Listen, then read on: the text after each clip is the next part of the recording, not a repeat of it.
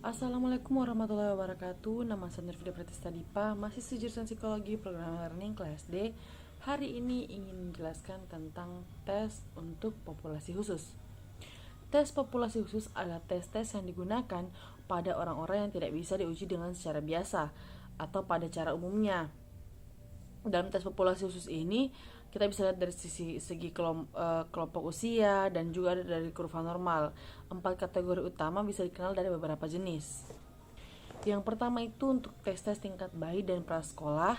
Untuk tes-tes yang digunakan untuk penaksiran komprehensif orang-orang yang mentalnya terbelakang, tes-tes untuk orang yang beragam kekurangan indrawi dan motorik, dan yang terakhir itu tes-tes yang dirancang untuk digunakan melintasi berbagai kultur dan subkultur. Pengetesan pada bayi-bayi dan anak-anak prasekolah yaitu salah satu usaha-usaha yang dilakukan secara sistematik untuk memahami perkembangan bayi normal dan prasekolah dibuat dalam serangkaian studi longitudinal oleh Arnold Geisel dan rekan-rekannya di Yale, dan telah ini memakan 4 dasawarsa. Studi ini merupakan usaha rintisan untuk memberikan metode yang sistematis dan empiris untuk menafsirkan perkembangan perilaku anak kecil. Data-data yang diperoleh biasanya dari orang tua atau pengasuh utama lainnya, dan respon-respon anak terhadap mainan standar dan objek-objek stimulus lain. Sejumlah anak pada taman kanak-kanak bisa dites dalam kelompok-kelompok kecil dengan jenis tes yang disusun untuk tingkat dasar. Kebanyakan tes untuk anak-anak ini di bawah 6 tahun adalah tes kinerja atau tes lisan. Sedikit tes saja yang menuntut pemakaian dasar kertas dan pensil. Lazimnya untuk 5 tahun pertama menjadi masa bayi dan masa prasekolah. Dan untuk bayi biasanya dites itu harusnya sambil dipangku tiduran atau digendong oleh seseorang. Banyak dari tes-tes ini perkembangannya untuk sensori motoris, seperti didemonstrasikan oleh kemampuan bayi, misalnya mengangkat kepala, berbalik, meraih, memegang atau mengikuti objek yang bergerak dengan matanya.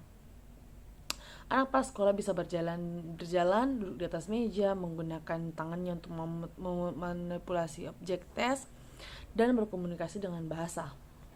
Skala-skala khusus yang dirancang untuk anak-anak dan masa kanak-kanak awal serta mewakili sebagai pendekatan adalah skala Wechsler, skala Stanford-Binet, skala Kaufman, dan skala kemampuan diferensial. Skala-skala yang tadi itu digunakan untuk anak prasekolah mencakup usia 2-6 tahun atau umur yang lebih tua. Dan berikutnya ada skala Bayle untuk perkembangan bayi.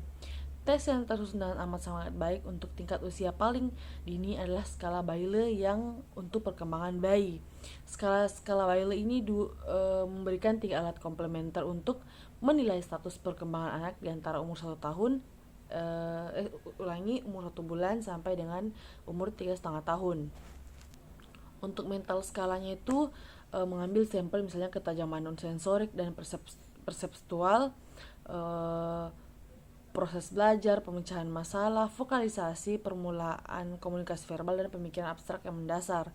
Untuk skala motoriknya itu melakukan pengukuran kemampuan motorik besar, misalnya dia duduk, berdiri, berjalan, dan menaiki tangga, seperti halnya juga manipulasi tangan dan jari. Dan ada skala McCarthy untuk kemampuan anak-anak prasekolah. Pada tingkat prasekolah ini, instrumen yang tersusun dengan baik adalah McCarthy Skills of Children Abilities yang sesuai bagi anak-anak yang berumur 2,5 dan 8,5 tahun. Skala ini terdiri 18 tes yang dikelompokkan ke dalam 6 skala yang tumpang tindih.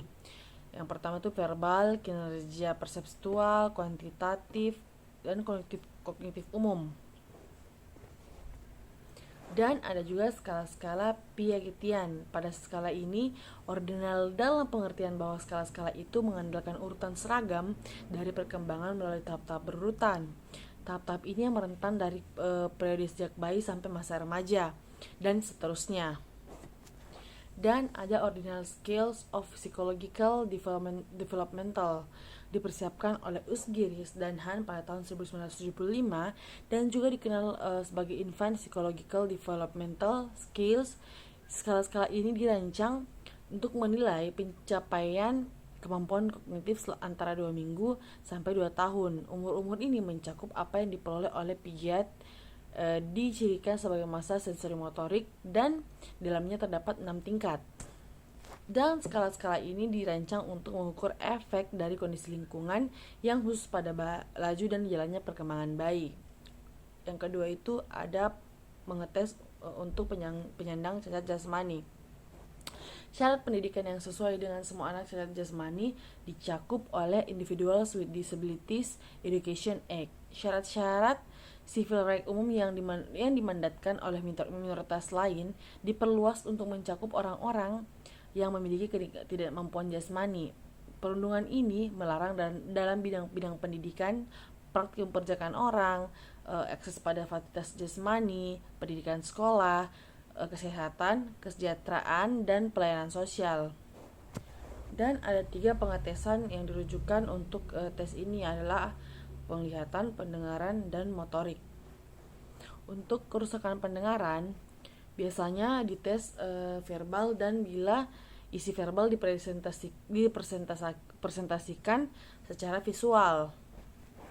Pengetesan anak-anak tunarungu adalah sasaran primer dalam pengembangan skala kinerja paling awal, seperti Pintner-Peterson Performance Scale dan Arthur Performance Scale.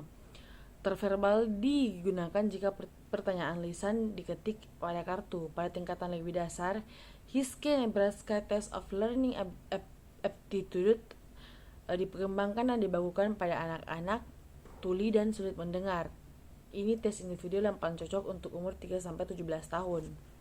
Dan untuk yang kerusakan penglihatan itu, tes-tes yang sesuai itu misalnya dengan tape recorder, tes-tes seperti College Board Scholastic Assessment Test atau SAT, juga dalam format besar atau huruf Braille. Contoh paling awal tes intelijensi umum yang telah diadaptasi untuk para tunanetra adalah tes Binet, Profil Wechsler atas anak-anak dengan kerusakan penglihatan, telah menunjukkan bahwa komposisi faktorial tugas berbeda untuk mereka dibanding 8 untuk anak penglihatan normal, meskipun IQ tak dianggap akurat. Seluruh fungsi kognitif anak dengan kerusakan penglihatan dalam tangan penguji skala Wechsler bisa menyediakan informasi diagnostik yang berguna untuk kekuatan dana kelemahan anak-anak. Dan yang berikutnya itu ada untuk kerusakan motorik. Ketidakmampuan motorik yang parah ditemukan di antara orang-orang dengan cerebral palsy yang menggunakan tes intelijensi umum seperti Stanford Binet. Berbagai tes yang dibahas pada awalnya dirancang untuk digunakan dalam pengetesan silang budaya, juga dapat diterapkan pada orang-orang yang tidak mampu secara motorik. Adaptasi Literature International Performance Skill dan Porteous Maze untuk anak-anak penderita cerebral palsy. Ada jenis tes lain yang memungkinkan penggunaan respon dengan menunjukkan adalah tes kosakata gambar. Tes ini memberikan ukuran cepat atas kosakata atau penggunaan yang membuat tes itu dapat diterapkan terutama pada orang-orang yang tidak dapat membuat vokalisasi dengan baik dan pada para tunarungu. Prosedur yang sama dari pengadaan tes ini digabungkan dalam tes klasifikasi bergambar sebagaimana diilustrasikan oleh Columbia Mental Maturity Skill. Data ekstensi tetap validitas dan kemampuan aplikasi CMMS pada berbagai kelompok individu penyandang cacat sudah tersedia untuk membentuk awal tes ini. Dan pendekatan pada pengetesan lintas budaya. Pendekatan pertama menyangkut pilihan soal umum bagi banyak budaya yang berbeda dan validasi tes yang dihasilkan menurut kriteria lokal dalam banyak budaya yang berbeda. Pendekatan kedua adalah mengembangkan tes dalam satu budaya dan menjalankan untuk orang dengan latar belakang budaya yang berbeda. Kita seharusnya menghindari kesalahan karena memandang tes apapun yang dikembangkan dalam kerangka kultural tunggal sebagai tongkat pengukur universal yang mengukur intelijensi atau kontrak-kontrak lainnya. Yang biasa dipastikan tindakan semacam ini adalah jarak kultural antar kelompok-kelompok dan juga derajat akulturasi seseorang serta kesiapannya untuk aktivitas pendidikan dan pekerjaan spesifik untuk budaya tertentu. Dan pendekatan ketiga adalah berbagai tes yang dibudayakan atau dikembangkan, divalidasikan menurut kriteria lokal dan digunakan hanya dalam budaya yang sesuai. Tiap tes yang diterapkan itu hanya dalam budaya di mana tes itu dikembangkan dan tak diusahakan perbandingan lintas budaya apapun. Pengetesan multikultural ini bergerak menjauh dari penyusunan tes-tes khusus dan lebih berfokus pada perang penguji selama proses pengetesan. Pada dasarnya, tanggung jawab penguji untuk memilih tes yang paling cocok dengan maksud penggunaan tes, menyajikan dan menyelenggarakan tes secara efektif dan individu tertentu, menginterpretasikan hasil-hasil tes dilihat dari segi latar belakang, pekerjaan pendidikan komunitas, dan sebagainya.